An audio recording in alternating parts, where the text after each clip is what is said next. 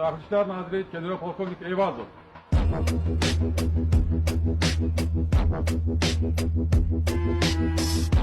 Hər vaxtınız xeyir olsun. Almaniyadan Azərbaycanın şəxsiyyətinə salam. Sizinlə danışan Hacı Hüseyndir. Hörmətli izləyicilər, bugünkü mövzumuz ən çox, daha doğrusu müraciət bir mövzusu olacaq. Müraciətimiz nədən ibarət olacaq? Azərbaycan Respublikasının Daxili İşlər Naziri Cənab General Polkovnik Finat müəllim Eyvazov və ümumilikdə aidiyyəti üzrə səlahiyyətli qurumlar Azərbaycan polisinə bir məsələni diqqətinə çatdırmaq istəyirəm. Bildiyiniz kimi artıq dünənki canlı yayım bizim komandanın canlı yayımı oldu və həmin o canlı yayımda Əlikram ləqəbi ilə tanınan yayımçı bizim canlı yayımımızın qonağı oldu. Məsələnin nə yerdə olduğunu dedi və Murad Qasımovun, Biləsuvar rayon Bəydili kənd sakini Murad Qasımovun nə cür dələduzluqlar etdikləri və bəzi məsələlərlə bağlı hal şahidi olmuş kimi bəzi məsələləri dilə gətirdi. İndi həmin əlavə ekran qeydləri görəcəksiniz, hər yerdə paylaşılıb, bilirsiniz, nə var nə yox. Əlavə Telegram kanalıma girib baxa bilərsiniz. Telegram, Ziver, altdan xətt TV, eynən kanalımızın adı kimi. Burada bir məsələ var. Məsələmiz nədən ibarətdir? Bildiyiniz kimi son günlər TikTok sosial media platformasında çirkli bir biznes əmələ çıxıb. Xeyriyyətçilik biznesi. Bu da necədir? Xüsusən də xərçəng xəstəliyi, sonra talasemiya xəstəliyi, xüsusən də yaşlılarda, ən gözəl ehtimalla az yaşlı uşaqlarda, yəni bu funksionallığı onlar yerinə yetirirlər. Vəziyyətdən sui-istifadə eləyib, milləti manipulyasiya eləyib, onların ciblərinə girib insanları qarət edirlər. Və bu çirkinlik o səviyyəyə gəlib çatıb ki, Murad Qasımov artıq və Xaqocan kimilər və yaxud bu kompromisdə məşğul olan insanlar Türkiyəyə xəstəxanaya faizi ilə, komissiyası ilə xəstə aparırlar, faizlərini alırlar. Yəni artıq bir sözlə qeyri-qanuni məsələlərlə məşğul olurlar. Bu ona dəlalət edir ki, Murad Qasımov artıq Birinci Qarabağ müharibəsində həlak olmuş və ölümündən sonra şəhidlik statusu almış Qasımov Vüqar Nadiroğlu, hansı ki onun qardaşıdır. Yəni onun nəşi belə təhqir olunur, onun ailə üzvləri belə təhqir olunur. Yəni insan bəzən pulun qarşısında o qədər təslim olur ki, insan bəzən kimliyini, şəxsiyyətini və mənəvi dəyərlərini unudur. Buna misal olaraq dünənki canlı yayım alkoqol spirtli içkilərlə və spirtli içkinin təsiri altında canlı yayımda bir növ küçə söyüşləri söyürdü. Xəqani Hüseynov da həmçinin, yəni Xaqocan belə özünü üzr istəyirəm, belə multfilm kimi aparır, uşaq kimi aparır, bəbəş kimi aparır özünü. Yəni giz-giz triyapə kimi aparır bir sözlə. Və bunların artıq mən Azərbaycan polisinə, cənab nazirimizə və cənab kapitan Nurlan müəllim Əliyeva, mən əsas xüsusən də bu sosial media üzrə məşğul olan Ərşad müəllim Hacıyev, cənab polkovnik leytenant, mən sizdən artıq dərəcədə xahişim var, bu sosial mediada yardım kampanyaları sonlandırılsın. Çünki insanları borclu çıxardırsınız. İstər Murad, istərsə də bu Xaqo. Bir belə eləmişik, biz belə eləmişik. Kim sizə deyib ki, gedin kiməsə 5 manat pul verin? Və kim sizi məcbur edib ki, gedin kiməsə 3 manat pul yığın? Yəni sən bu günləri xəritənin A nöqtəsindən və B nöqtəsinə öz şəxsi hesabına, hansı ki özün 1 manat çörəyə, yəni 1 manat pula möhtacsan və heç bir yerdə işləmirsən, istər rəsmi, istər qeyri-rəsmi. Heç bir yerdə sənin heç bir qeydiyyatın yoxdur. Adam deyir, mən xeyriyyətçiyəm, mən yaxşı iş görürəm, mən xalqın oğluyam və yaxud ilaxır. Murad Qasımovun saxtakarlığı ilə bağlı bir çox məsələlər artıq çıxdı. Murad Qasımovun bir qardaşı da Rusiya-Ukrayna müharibəsindən gedən müharibədə Rusiya tərəfdən iştirak edən zaman həlak olub. Hal-hazırda nəşi Rusiya tərəfindədir. Yəni adam yoxdur ki, gedib götürsün. Və xalqı, milləti manipulyasiya eləmək istəyirdilər ki, şəhidimiz söylüb. Şəhidinə hörmət eləməyən əxlaqsız, şəhidin məzarı üstünə kamera qoydurmaq hələ Azərbaycan tarixində heç bir şəhid ailəsi şəhidinin məzarının üstünə kamera qoydurmamışdı. Sən o alçaqlığı elədin və şəhid ailələri arasında özünüzü bir üst levelə yazdırdınız ki, Azərbaycan şəhid ailələri arasında şəhidinə hörmət etməyən bir şəxs kimi sən öz şəhidinin məzarına kamera qoydurdun. Yəni o Bəydili kəndində, o Biləsuvarda o qədər hörmətsizsiniz ki, yəni şəhidinizi qorumağa belə ürəyiniz çatmır. Kameramız çatır. Mən ancaq sənə bunu təklif eləyə bilərəm ki, şəhidimin məzarının üstünə kamera qoymaqdansa, ekranlarda paçka pulları bizə göstərib rüsovqalıq eləməkdənsə, Əlivə dünənki canlı yayımda piva bakalı alıb ona buna anabazı söyüşü söyməkdənsə, mən elə fikirləşirəm, get öz şəhid qardaşına. Sımıza bir əzəmətli bir başdaşı düzəld. Bəli, mən razıyam, qəbir itməlidir, müəyyən məsələlər var, qəbrin hökmləri var, amma sənin qardaşın tarixdir. Azərbaycan Respublikasının tarixi şəxslərindən biridir. Vətən müharibəsi uğrunda gedən döyüşlərdə həlak olur. Demək, nə etmək lazımdır? Tarixi qoruyub saxlamaq lazımdır. Ona qulluq etmək lazımdır. Onu gözəlləşdirmək lazımdır. Onu gələcək nəslə qoruyub saxlamaq lazımdır. Siz getmisiniz, elə o vaxt aldığınız baş daşıydı. Yenə sağ olaq biz. Səni bir balaca dırmaqladıq. Getdin qardaşımın qəbrinin üstünü təmizlədin, başına kamera qoydun. Axırıncı dəfə Novruz bayramında, Qara bayramda qardaşın qəbrinə getdin deyə getməliydin. Yəni bəli, bu gün Azərbaycan Respublikasında bir çox şəhidlərimizin məzarlıqları var ki, baxımsızdır, diqqətsizdir və nəzarətsizdir. Amma ki, digər həmin o şəhidlərin ailələri çox təəssüflər olsun ki, bu acı bir gerçəkdir. Şəhidinin adından istifadə edərək istər dövlət hüquq mühafizə orqanlarına qarşı, istərsə də sadə xalqın millətin özünə qarşı bəzi manipulyasiyalar və bəzi təbliğatlar edir. O təbliğatlar ki, bir neçə gün bundan qabaq Muradın anası şəhid anasıdır. Canlı yayında birbaşa Murada neqativ bir mesaj yazan bir istifadəçiyə üzr istəyirəm, filan pozğunun qızı, mən şəhid anasıyam, səni sürüyəcəm. İndi tam açıq söyüşdə demək istəmirəm. Promo birbaşa canlı yayımda dedi. Yəni bu şəhid anasına yaraşmayan bir sözdür. Mən şəhid anasıyam. İtto sən şəhid anasısan.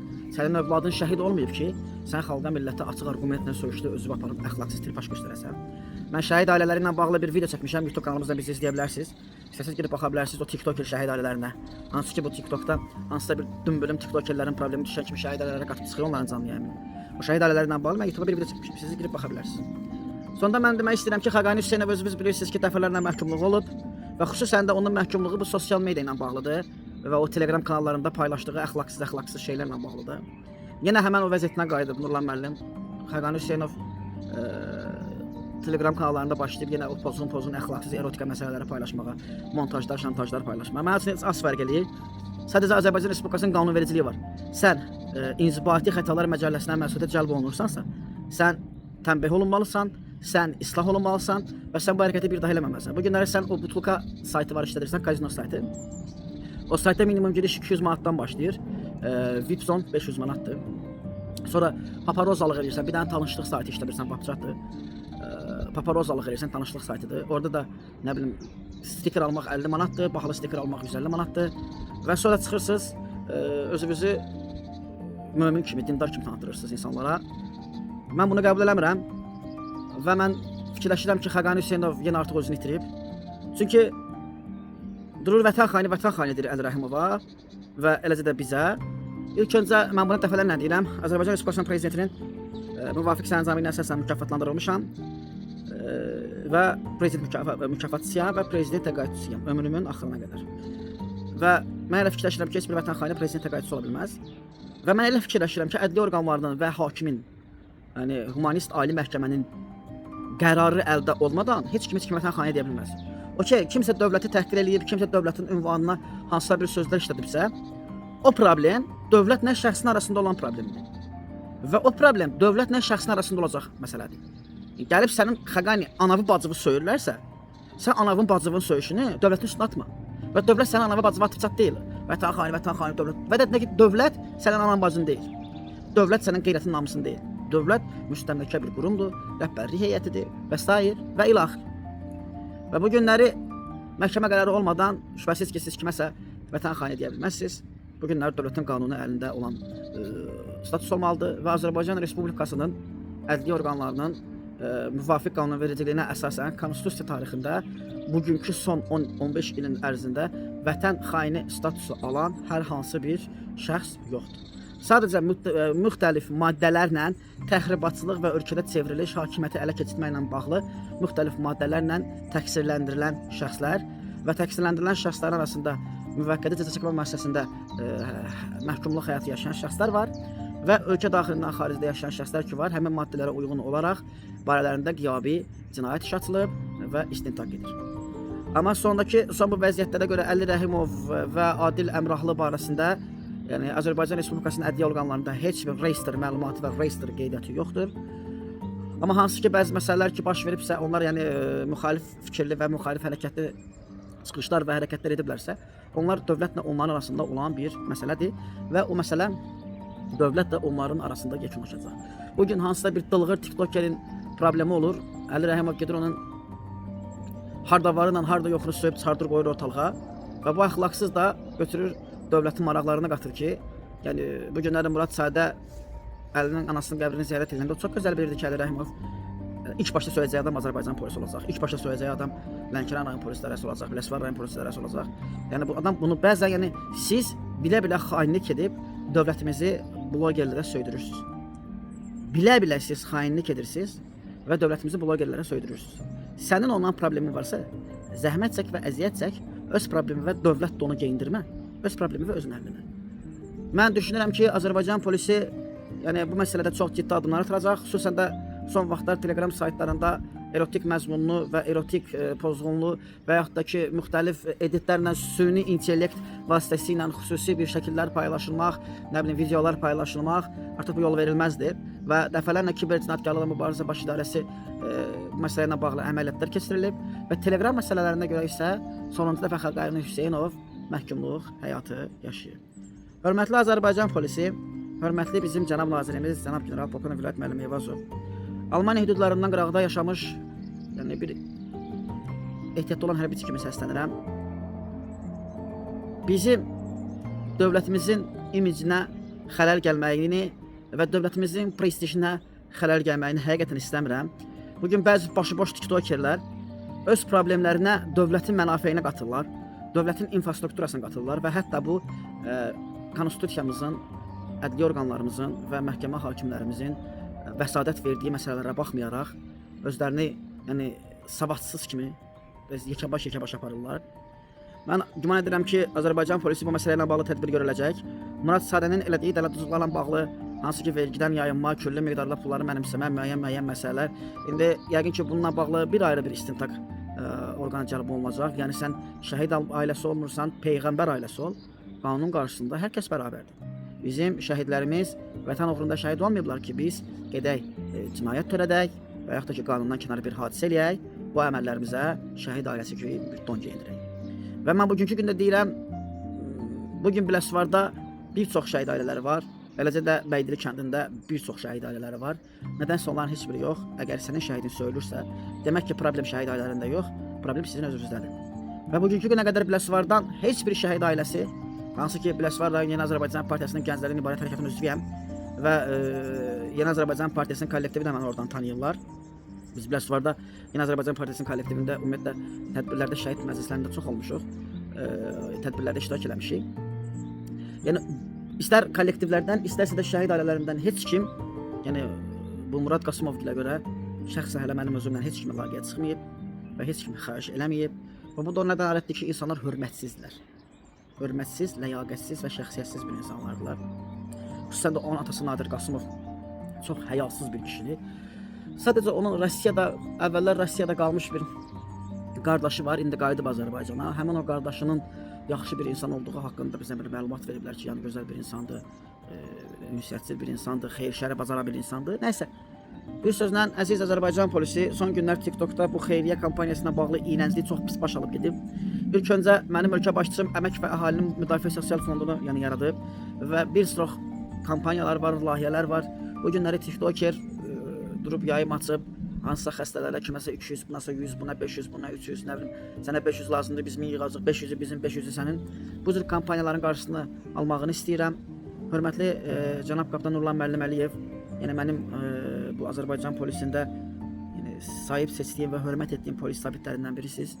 Hansı ki, yəni sizin qiyabi şəkildə yəni həyat yolunuza nəzər salsaq, həqiqətən bugün bir çox gəncə örnək olası bir gözəl bir nümunədir. Cənab Nurlan müəllim, mən sizdən xahiş edirəm ki, TikTok sosial media platformasında bu dilənçilik, mədəni dilənçilik, kart qoyub pul yığılmaq, xeyriyyə adı ilə insanların manipulyasiya ilə pullarını ələ keçirmək məsələsi ki var, müəyyən məsələlər ki var. Xahiş edirəm, bu məsələlərin qarşısı alınsın və ümumiyyətlə xeyriyyəçi ilə məşğul olmaq, kart qoyub pul yığmaq bu vergi məcəlləsidir. Yəni bu vergiyə aid olan bir şeydir. Nəyə görə bunların kartları çox vaxt bloklanır? Çünki bunlar vergidən yayınırlar, qanunsuz fəaliyyətlə məşğuldurlar. Çünki heç bir fondda və heç bir dövlət reyestrlərində qeydiyyatda yoxdurlar. Ona görə bunların kartlarına iri həcmli pullar gələndə bunların kartları bloklanırdı. Mən xahiş edirəm ki, Murad Qasımov, eləcə də Murad Qasımovun həyat yoldaşı, eləcə də Murad Qasımovun həyat yoldaşından savayı Murad Qasımovun səhv etmirəmsə valideynlərindən kiminsə kartı, bu kartlar araşdırılsın. Mən çox xahiş edirəm.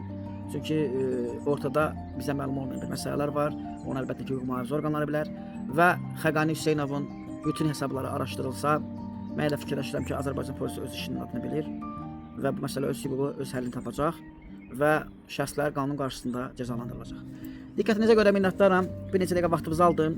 Yəqin ki, maraqlı bir söhbət oldu, sizin üçün maraqlı bir diskussiya oldu. Sadəcə biz bezmişik, biz buradayıq qardaş. Biz bax buradayıq.